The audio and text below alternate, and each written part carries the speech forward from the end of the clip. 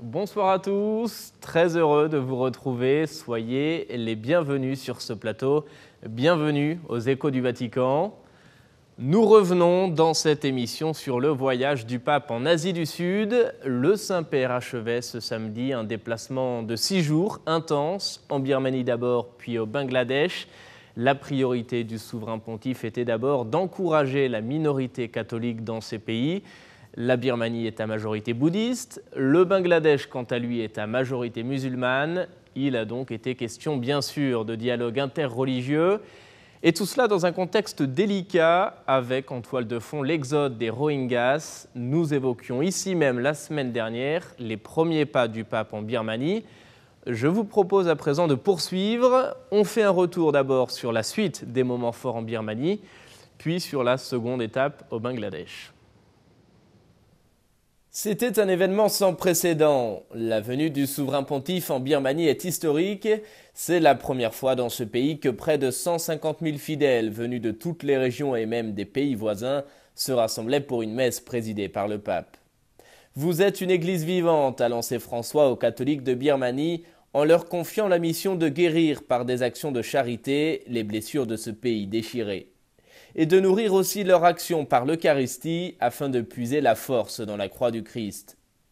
Ce voyage du pape en Birmanie avait aussi une dimension interreligieuse, car si le pape était d'abord venu encourager et confirmer ses frères dans la foi, il en a aussi profité pour poser des jalons dans la collaboration entre bouddhistes et catholiques dans la perspective d'une paix stable et durable.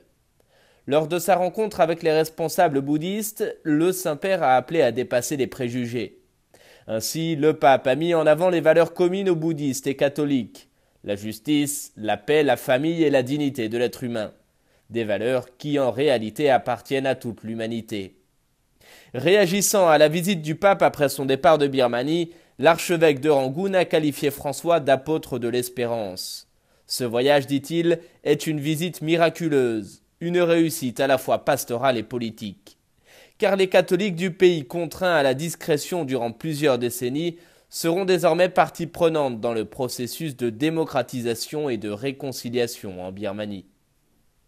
C'est la seconde étape du voyage du pape en Asie. Peu de temps après son arrivée à Dhaka au Bangladesh, le Saint-Père s'est adressé aux autorités, à la société civile et au corps diplomatique. Dans son discours, le souverain pontife a expliqué que sa visite est d'abord destinée à la communauté catholique du pays, mais que sa rencontre plus tard avec les responsables d'autres confessions sera elle aussi un moment privilégié. Ensemble, a dit le pape, nous prierons pour la paix et nous réaffirmerons notre engagement à travailler pour la paix. Le Bangladesh, a-t-il poursuivi, est connu pour l'harmonie qui a traditionnellement existé entre les diverses religions. Cette atmosphère de respect mutuel permet aux croyants d'exprimer librement leurs plus profondes convictions sur la signification et sur le but de la vie, ce qui contribue à promouvoir les valeurs spirituelles qui sont la base solide pour une société juste et pacifique.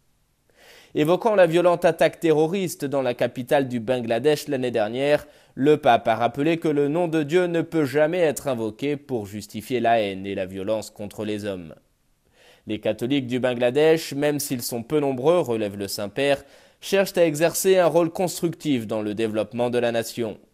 Dans ces écoles, par exemple, l'Église cherche à promouvoir une culture de la rencontre pour que les élèves plus tard puissent assumer leurs responsabilités dans la vie de la société.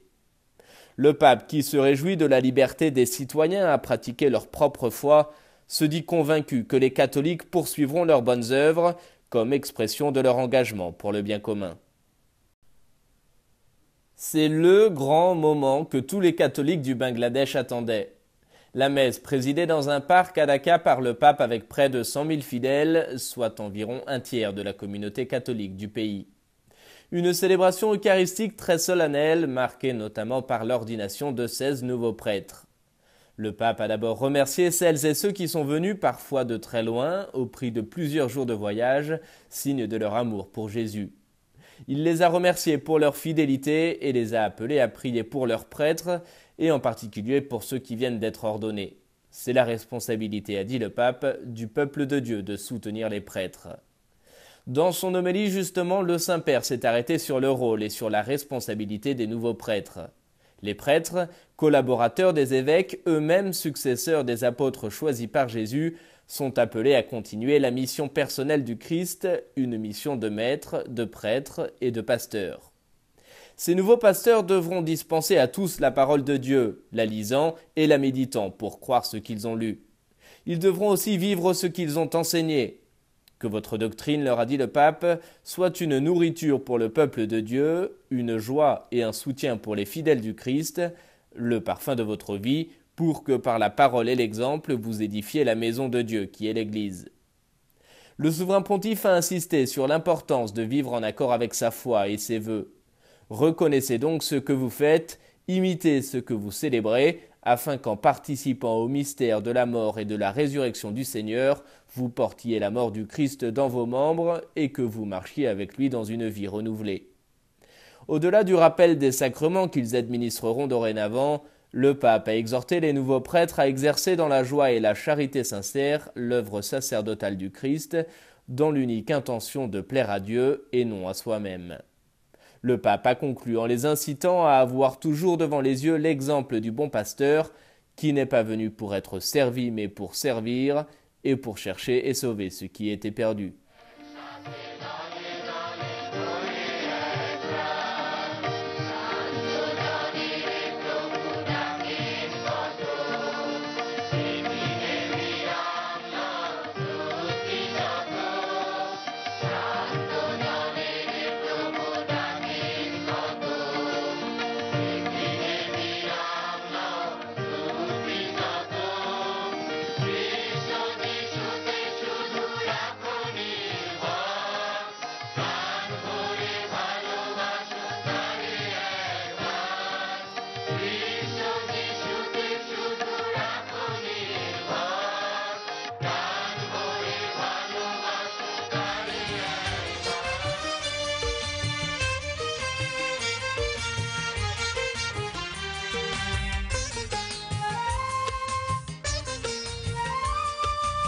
Autre point fort de la visite du pape au Bangladesh, la rencontre écuménique et interreligieuse pour la paix dans le jardin de l'archevêché à Dhaka. En présence des responsables des différentes confessions chrétiennes et des représentants des communautés musulmanes, hindoues et bouddhistes, le Saint-Père a redit son attachement à un dialogue sincère et constructif entre les religions.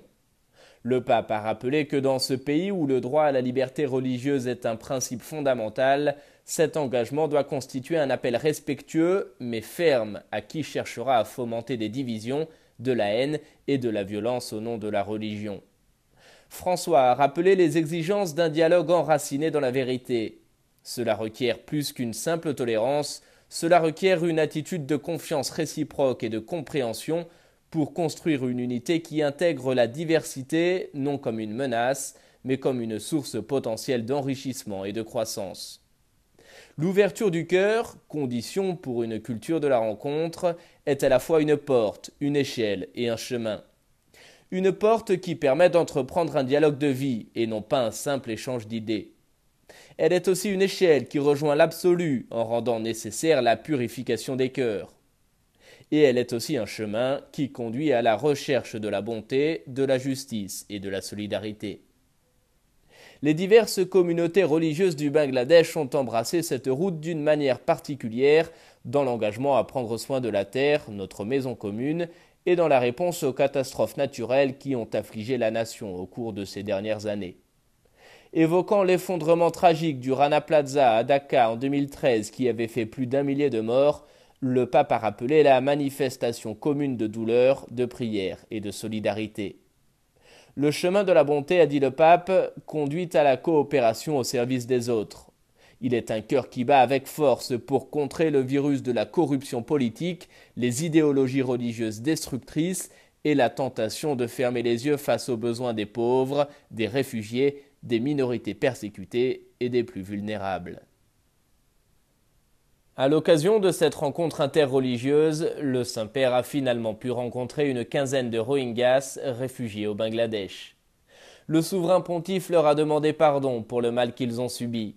C'est peu ce que nous pouvons faire, leur a dit François, parce que votre tragédie est très dure, elle est très grande, mais nous lui donnons de la place dans notre cœur. Au nom de tous ceux qui vous persécutent, qui vous ont persécuté, de ceux qui vous ont fait du mal, surtout dans l'indifférence du monde, je vous demande pardon, a déclaré le Saint-Père, visiblement très ému. Tant parmi vous sont dans le cœur du Bangladesh qui vous accueille. Maintenant, dit encore le pape, je fais appel à votre cœur pour qu'il soit capable de nous donner le pardon que nous vous demandons. Rappelant que tous les hommes et toutes les femmes sont créés à l'image de Dieu, le pape a souligné que la présence de Dieu aujourd'hui s'appelle aussi Rohingyas. Continuons à nous mobiliser, a enfin lancé le pape, pour que soient reconnus leurs droits. Ne fermons pas notre cœur, ne détournons pas notre regard.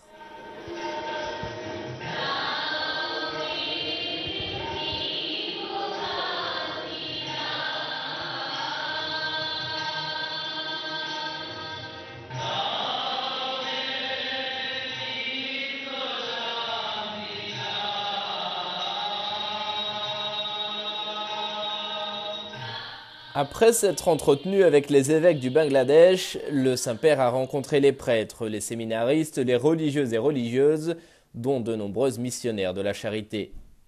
Dans son discours, le souverain pontife a d'abord insisté sur l'importance de prendre soin de sa vocation, de cette graine que Dieu a donnée à certains. Il faut en prendre soin comme on prend soin des enfants, des personnes âgées, et ce grâce à la tendresse, sinon la jeune pousse qui a germé ne pourra jamais grandir.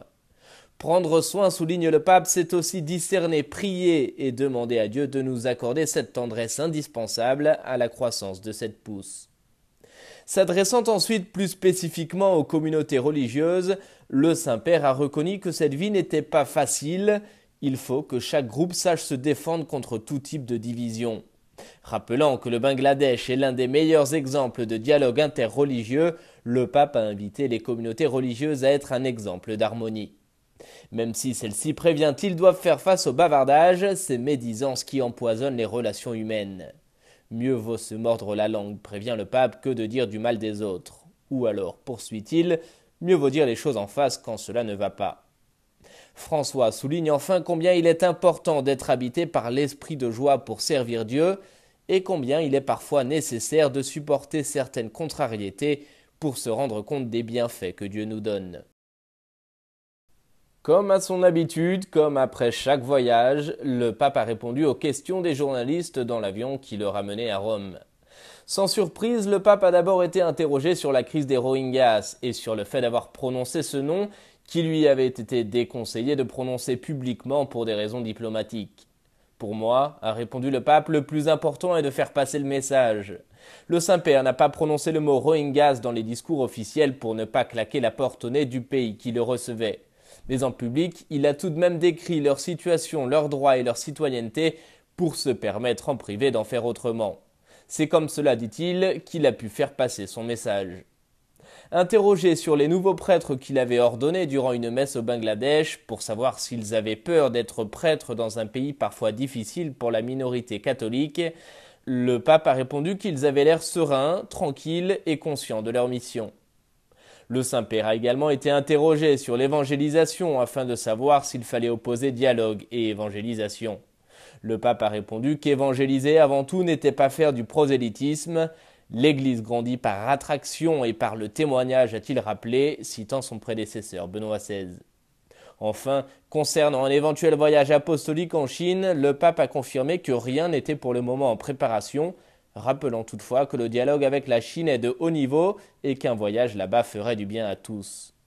Le voyage, a conclu le pape, me fait du bien quand je réussis à rencontrer le peuple du pays, le peuple de Dieu, quand je réussis à lui parler, quand je le rencontre et le salue. Et maintenant que le pape a terminé son voyage, il est l'heure de faire le bilan. Que faut-il retenir de ce 21e voyage apostolique du pape en Birmanie et au Bangladesh? La question a été posée au père Gilles Rétinger. Il est supérieur général des missions étrangères de Paris. Il répond au micro de Radio Vatican.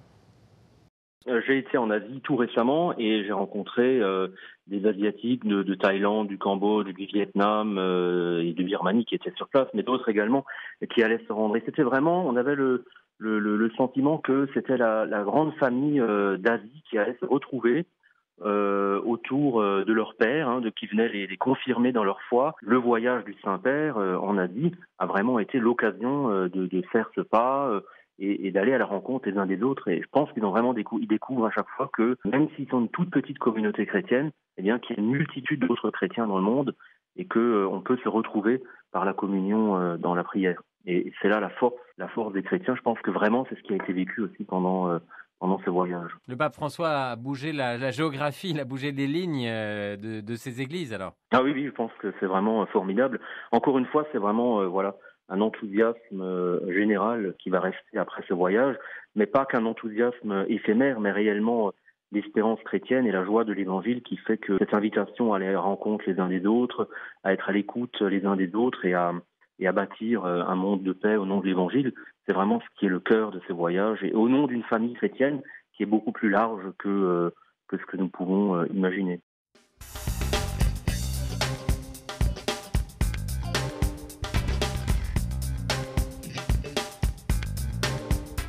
Chaque personne est unique et irrépétible. Renouvelons notre engagement pour que les personnes handicapées soient toujours bien accueillies dans les communautés où elles vivent.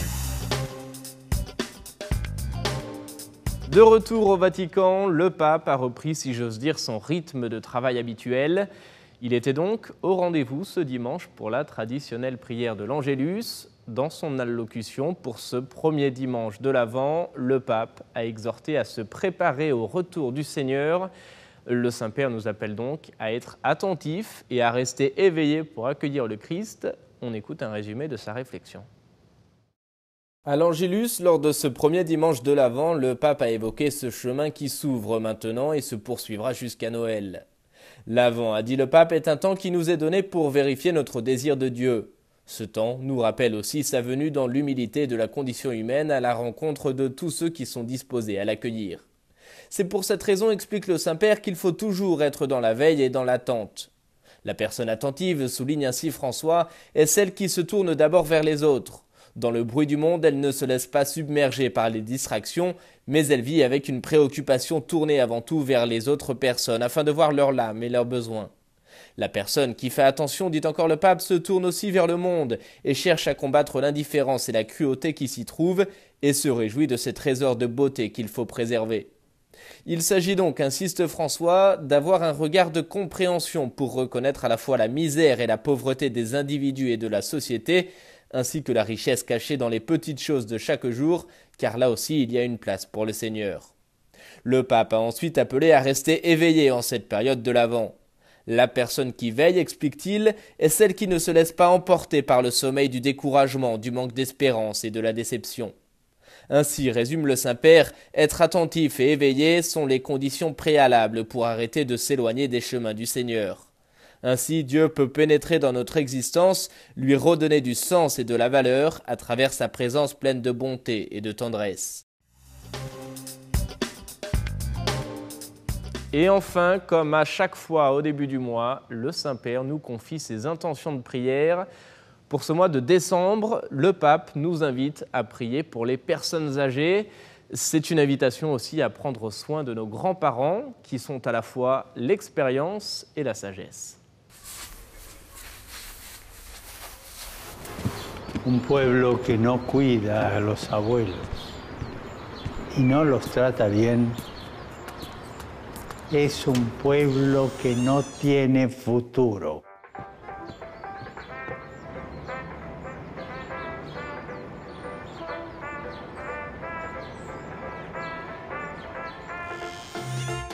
Los ancianos tienen la sabiduría.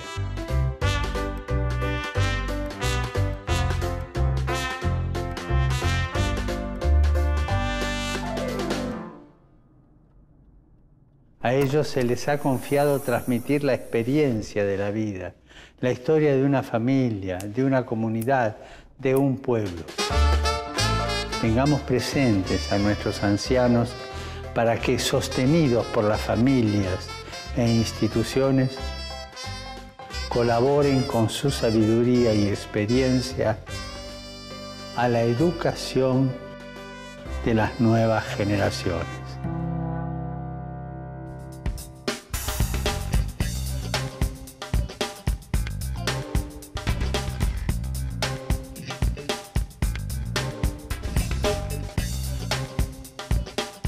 Chacun de nous est appelé à être un missionnaire, portant l'amour miséricordieux du Christ à tous, surtout à tous ceux qui se trouvent aux périphéries de nos sociétés.